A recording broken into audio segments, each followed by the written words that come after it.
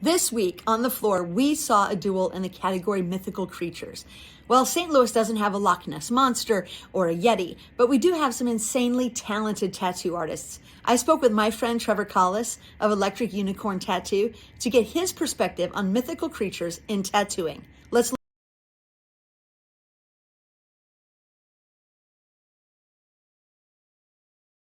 And over the decades that I've been tattooing, I've really learned a lot of different cultures,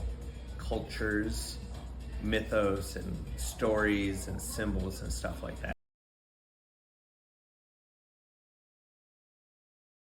So often people will come in trying to figure out what they want, and we're coming up with metaphors, and it's a great source to be able to draw from. So phoenixes have been more popular lately. They're really a symbol of people kind of having rebirth moments. It happens often when we hit points in our lives and restart.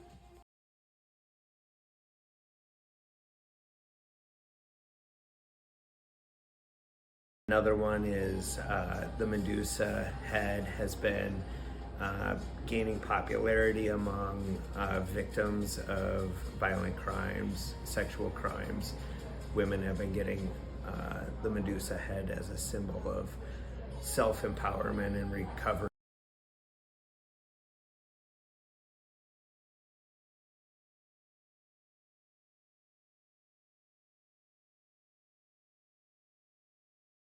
So all these things kind of have different meanings, you know, through different stories that have been translated into images, and people find meaning in these stories.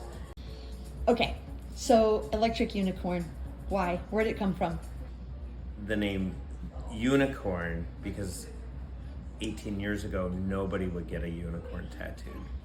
It was like the most taboo mythological creature you could think of, and then electric was like a nod to the tradition of naming tattoo shops, like modern electric tattooing. My friend Sean Anderson has a shop called Electric Dragonland. So Why were unicorns so taboo? because they were really associated with the 1970s, and like fairies were kind of out, butterflies were out, and unicorns were super out. It was kind of like, I don't want a trapper keeper image tattooed on me.